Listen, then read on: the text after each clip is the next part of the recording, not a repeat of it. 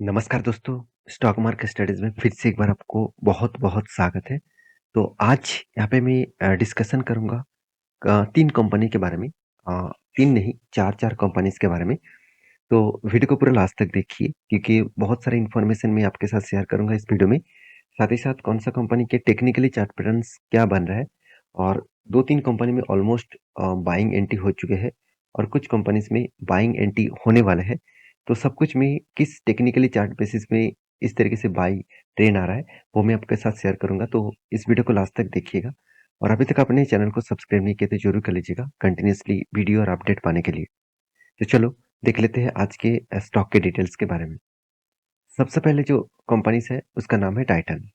देखिए पिछले दिनों में मार्केट में भारी भरकम गिरावट आया। निफ्टी और सेंसेक्स में भारी भरकम क्रैश देखने को मिला और उसी टाइम में बाकी सारे कंपनीज के ऊपर भी प्रेशर था। तो टाइटन के ऊपर प्रेशर बना, करीबन 1% के आसपास गिरावट हुआ। तो ऐसी गिरावट क्यों हुआ था? 2 कारण की वजह से। पहली तो कंपनी का क्वार्टरली रिजल्ट आने वाला था, तो कंपनी का क्वार्टर रिजल्ट भी आ चुके हैं। उसके साथ-साथ मार्केट में प्रेशर था, तो हर कोई कंपनी के ऊपर तो गिरावट होगा ही। तो किस तरीके से रिजल्ट किया? चलो सबसे पहले वो मैं आपको दिखा देता हूँ।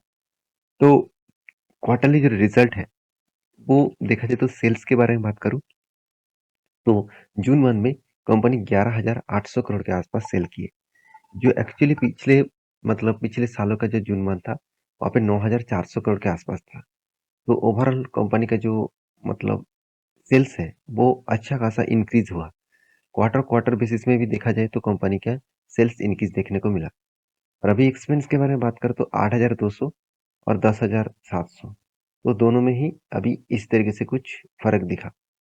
तो कंपनी के टोटल इनकम के बारे में बात करूँ, देखिए यहाँ पे क्या हुआ, इन सेल्स तो ज़्यादा हुआ था मगर एक्सपेंस इतना ज़्यादा हो गया, इसके चलते कंपनी का जो इनकम है वो यहाँ पे ग्रोथ तो हुआ, सॉरी, जो इनकम है यहाँ पे ग्रोथ तो हुआ मगर पिछले सालों को बीट नहीं कर पाया, क्योंकि पिछले सालों में इनकम कम होने के बाद भी कंपनी के एक्सपेंस बहुत कम था और इसके चलते कंपनी का प्रॉफिट ज़्यादा हुआ था।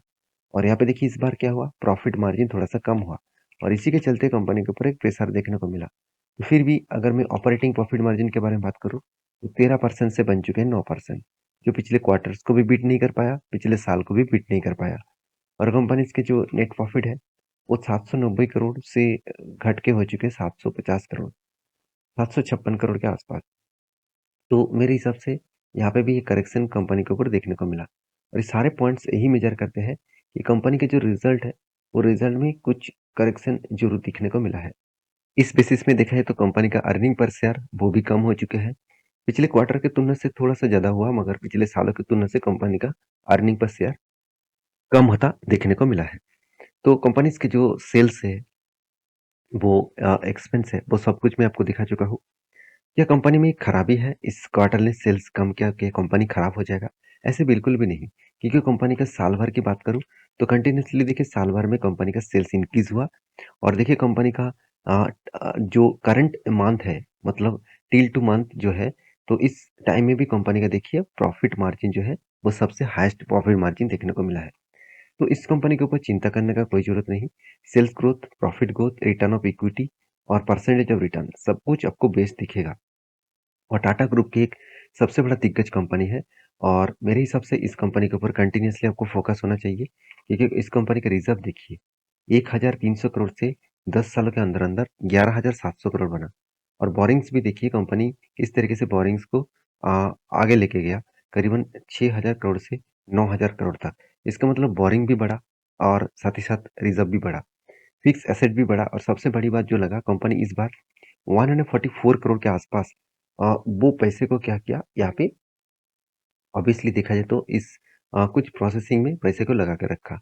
मतलब इस पैसे को प्रोसेसिंग में लगा लगा के रखने का जो मेन मकसद है, वो मकसद एक्चुअली देखा जाए तो इस पैसे को उन्होंने प्रोसेसिंग में लगाया और इस पैसा प्रोसेसिंग होने के बाद डायरेक्टली आपको फिक्स एसेट में दिखेगा।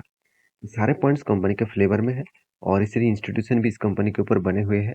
और रही बात इस कंपनी का जो चार्ट पैटर्न्स है, वो मैं आपको मेंशन करूँ तो मैं आपको एक ट्रेड मेंशन किया था एज ए टेक्निकली के हिसाब से।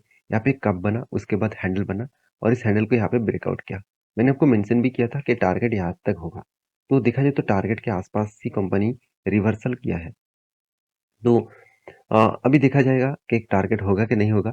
अगर टारगेट यहाँ तक बनता है तो करीबन 17, साढ़े 17, 18% के आसपास टारगेट बनेगा। तो इंतज़ार करेंगे कि टारगेट होगा कि नहीं होगा। तो देखिए पिछले दिनों में रिज़ल्ट थोड़ा-सा वीकनेस था, तो थोड़ा-सा प्रेशर तो बना है। तो फिर भी मैं इस कंपनी के ऊपर बुलिश हूँ। आपका क्या राय है? मुझे ज़रूर कमेंट्स करना। नेक्स्ट जो कंपनी जिसके बारे में बात करूँ उसका नाम है कैम्स। देखिए कैम्स के बारे में मैं बहुत बार चर्चा आपके साथ कर चुका हूँ। कैम्स के बारे में सिर्फ़ एक ही बात कहूँगा। कैम्स एक ऐसी कंपनी है जो फ्यूचर में बहुत बड़ा एक धमाका कर सकते हैं। ऐसी बात मैं क्यों बता रहा हूँ क्योंकि देखिए लोग स्टॉक मार्केट में नहीं तो म्यूचुअल फंड इस दोनों जगह पे निवेश करेंगे। अगर म्यूचुअल फंड में निवेश करें तो डायरेक्टली फ़ायदा इस कंपनी का होगा। क्यों? क्योंकि कंपनी आप देखेंगे the company is a mutual fund transfer agency. This company totally mutual fund transfer agency company है। जितने सारे म्यूचुअल फंड्स होते हैं उसको ट्रांसफर करने का काम यही करते हैं। तो कंपनीज़ को एक बेनिफिट यहाँ से ही मिलता है। साथ ही साथ कंपनी देखिए और भी क्या काम करते हैं। इट्स प्रोवाइड इन्वेस्टर सर्विसेज़ साथ ही साथ distributor services and asset management companies. तो ये ये जो प्रोडक्ट है इस प्रोडक्ट के ऊपर कंपनी काम करते हैं। मेनली कंपनी का म्यूचुअल फंड ट्रांसफर एजेंसी ही आप बोल सकते हैं। कंपनी का market cap 11,600 crore, P ratio 43 है और आरओसी आरओई तो बेस्ट लेवल में है। और कंपनी का देखिए एनुअली इनकम में आपको दिखा दूँ तो कंपनी कंटिन्यूअसली देखिए खुद का सेल्स को इंक्रीज़ किया, हर साल में खुद का सेल्स इंक्रीज़ किया, एक्सपेंस को भी मेंटेन्स किए और उसके बाद देखिए profit margin highest profit margin company इस बार दिखाया। तो इसका मतलब ये सारे पॉइंट्स यही मेजर करते हैं कि कंपनी में एक ग्रोथ ऑफ पोटेंशियल है और इसका मतलब बिजनेस मॉडल्स भी ठीक-ठाक है। कंपनी का सेल्स ग्रोथ में थोड़ा-सा वीकनेस है, प्रॉफिट ग्रोथ ठीक-ठाक है और रिटर्न ऑफ इक्विटी बहुत शानदार है, मगर रिटर्न के मामले में कंपनी आपको नेगेटिव रिटर्न दिया। तो क्या नेगेटिव प्रॉफिट नहीं हो सकता? जो ज़रूर होगा क्योंकि इस कंपनी के ऊपर उसी तरीके से स्टैंड है जिस तरीके से हम लोग सोच रहे हैं। रिज़र्व के बारे में बात करूँ तो कंटिन्यूअसली देखिए खुद का रिज़र्व बढ़ा। कंपनी एक्सपेंस लास्ट 3 ईयर्स में लिया मत सॉरी बोरिंग्स लास्ट 3 ईयर में लिया। लास्ट 3 ईयर में आपको एक ज़्यादा से ज़्यादा रिज़र्व देखने को मिला और उसके साथ-साथ लास्ट 3 ईयर्स में आपको यहाँ पे बोरिंग्स भी देखने को मिला और यहाँ पे फिक्स एसेट भी बढ़ा और साथ ही साथ कंपनी के ऊपर इन्वेस्टर भी कंटिन्यूअसली खुद की होल्डिंग्स बढ़ाते जा रहा है। एफएस ने क्या कर दिया खुद का होल्डिंग अ, बहुत ज़्यादा बढ़ा दिया। तो यहाँ पे 8% से बढ़ के हो चुके हैं 35%। तो यहाँ पे एक बेस्ट पॉजिटिव पॉइंट्स आपको देखने को मिला। तो ओवरऑल बात करें कंपनी का जो चार्ट पैटर्न्स है, उसके बारे में बात करने से पहले मैं कंपनीज़ के कुछ म्यूचुअल फंड वाले की जो हालत है वो दिखा दूँ। देखिए कंटिन्यूअसली सेल ऑफ किया गया म्यूचुअल फंड के माध्यम से और यहाँ पे लास्ट जो मंथ गया मतलब जून मंथ, उस मंथ में भी कंपनी के ऊपर सेल ऑफ किया। अभी जुलाई मंथ का डेटा नहीं आया, तो जुलाई मंथ में देखा जाएगा कंपनी के ऊपर क्या हुआ। एक्चुअली जुलाई मंथ में क्या हुआ मैं आपको बता रहा हूँ। कंपनी जुलाई मंथ में आपको बाइंग देखने को मिलेगा कि इस लेवल्स में कंटिन्यूअसली कंपनी बाइंग हो रहा है। तो देखिए एक चार्ट पैटर्न क्रिएट हुआ जो चार्ट पैटर्न एक्चुअली एक हेड एंड शोल्डर पैटर्न है और वो भी reversal head and shoulder pattern. तो यहाँ पे देखिए हेड एंड शोल्डर पैटर्न जो है वो कंफर्म तो हुआ मगर यहाँ पे कंफर्म होने के बाद ब्रेकआउट नहीं हुआ।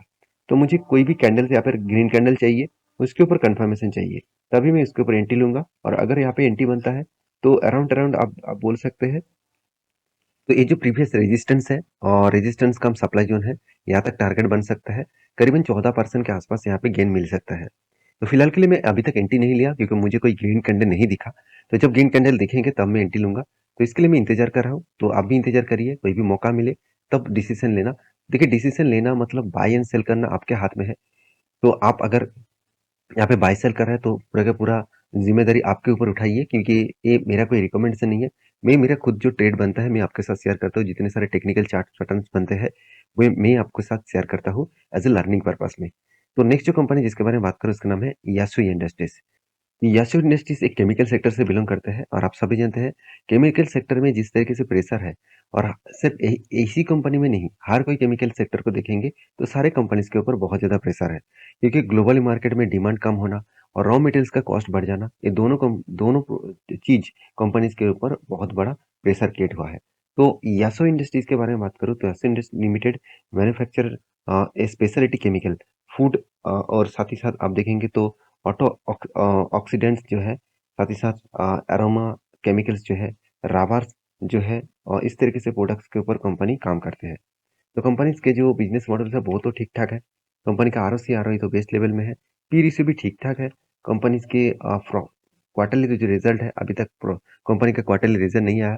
प्रॉफिट एंड लॉस के बारे में बात करूँ तो कंटिन्यूअसली कंपनी सेल्स को इंक्रीज किया और उसके साथ साथ एक्सपेंस को भी मेंटेन किए और कंपनी के देखिए प्रॉफिट जो है वो इस बार हाईएस्ट प्रॉफिट देखने को मिला। कंपनी का अर्निंग पर शेयर भी बढ़ा। पहले तो कुछ भी नहीं था अर्निंग पर शेयर। उसके बाद देखिए धीरे-धीरे करके कंपनी 50% 56 रुपीज़ के आसपास अर्निंग पर शेयर यहाँ पे बना चुके हैं। मतलब पर शेयर में कंपनी 56 रुपीज़ कमा रहा है। ठीक-ठाक ही है। कंपनीज़ की जो परफॉर्मेंस है उसके हिसाब से बात करूँ तो सेल्स ग्रोथ बहुत शानदार है। एक्सपेंस भी कंपनी सॉरी प्रॉफिट भी अच्छा खासा किया और उसके साथ रिटर्न ऑफ इक्विटी भी अच्छा खासा देखने को मिला और कंपनी आपको अच्छा खासा धमाका रिटर्न भी दिया। तो ये सब कुछ कुछ इस तरीके से मेंटेन्स हो रहा है और मेरे हिसाब से इस कंपनी का जो कैश मतलब इन्वेस्टर है उसके बारे में बात करूँ, देखिए प्रोमोटर और पब्लिक इस दोनों ने ही इस कंपनी के ऊपर इन्वेस्टमेंट करके रखा। बाकी किसी ने भी माल खरीदारी किया गया नहीं है। तो कंपनीज के जो चार्ट पैटर्न्स बना वो मैं आपके साथ शेयर करूंगा। तो ध्यान से देखेंगे कंपनी के ऊपर कोविड के बाद इस कंपनी के ऊपर धमाका परफॉर्मेंस हुआ। अगर इसी चीज को मैं आपको दिखा दूं तो कोविड के टाइम में कंपनी का प्राइस था सिर्फ 100 रुपीज के आसपास। उसके बाद देखिए कंपनी 100 से कितना गया, 2000 के आसपास। इसका मतलब आपको कंपनी ने सिर्फ 3 साल के अंदर अंदर आपको 20% रिटर्न दिया, सॉरी 20 टाइम्स रिटर्न दिया। आपका फंड 20 गुना कर दिया। तो फिर से क्या इस कंपनी 20 गुना कर सकते हैं? देखिए कंपनी अभी इतना छोटा है, कंपनी बड़ा होने का तो पोटेंशियल है। कंपनी में एक अभी फिलहाल के लिए जो स्विंग ट्रेडिंग्स बन रहा है, मैं आपको बहुत बार बोल चुका हूँ कि जो लेवल्स मैंने आपको मेंशन किया, यहाँ पे इस रेंज को ब्रेकआउट करने के बाद यहाँ पे इस लेवल तक जरूर जाएगा। फर्स्ट लेवल और सेकेंड लेवल बहुत स्ट्रांग है क्योंकि यही कंपनी के लिए दो रेजिस्टेंस कम सप्लाई जोन है। तो दो रेजिस्टेंस कम सप्लाई जोन है, इस दोनों लेवल्स को अगर जब टूटेगा मतलब इस दोनों लेवल को जब तोड़ेगा तो एक बड़ा सा मोमेंटम फिर से आपको देखने को मिल सकता है। तो फिलहाल के लिए इंतजार करना क्योंकि मैं बहुत बार इसका जो लेवल्स है वो मैं आपको मार्किंग करता गया और उस लेवल को वो इजीली अचीव करता गया। तो मेरे हिसाब से अभी पेशेंट के साथ बने रहना चाहिए। कभी भी मौका मिले तब हम लोग कुछ जरूर सोचेंगे। हाँ, एज ए इन्वेस्टर आप इस कंपनी के ऊपर जरूर स्टडी करके काम करिए क्योंकि कंपनी में दम है। अभी टोटल मार्केट में टोटली सेक्टर में गिरावट है तो उस हिसाब से इस कंपनी के ऊपर भी करेक्शन देखने को मिला है। नेक्स्ट जो कंपनी जिसके बारे में बात करूँ उसका नाम है नीनटेक सिस्टम लिमिटेड। तो इस कंपनी देखा जाए तो एक ऐसे कंपनी है जो एक आईटी सेक्टर से बिलोंग करते हैं और इस कंपनी का चार्ट पैटर्न देखेंगे तो कंपनी में 1 साल पहले मतलब देखा जाए तो 52 वीक्स के लो में देखा जाए तो कंपनी 51 था और आज की कहाँ पे है कंपनी करीबन करीबन 350 के ऊपर। तो 50 से देखा जाए तो 300 350 के ऊपर ये जो रेंज है, इस रेंज के बेसिस में देखा जाए तो कंपनी अच्छा खासा कंपनी प्रॉफिट जनरेट करके दिया। तो इसलिए इन्वेस्टर को खुश करने के लिए प्रोमोटर ने क्या किया, यहाँ पे बोनस अनाउंसमेंट किया और यहाँ पे देखिए कितना 4.5% 5 के आसपास। इसका मतलब हर 5 शेयर में कंपनी आपको 4 शेयर देने वाला है। तो इसमें खुश मत हो जाना, कंपनीज के ऊपर डिटेल स्टडी करने के बाद ही निवेश करना। तो आई होप वीडियो आपको अच्छा लगे तो प्लीज़ लाइक करना, दोस्तों के साथ शेयर भी करना और हाँ, ये वीडियो टोटली एजुकेशन पर्पस में था। मैं पहले भी बोल चुका हूँ। कोई भी स्टॉक के ऊपर निवेश करना है तो आपके रिस्क के हिसाब से ज़रूर करिए। तो मिलते हैं नेक्स्ट वीडियो में, तब तक के लिए अच्छे से रहिए, अपने ख्याल रखिए, बाय बाय।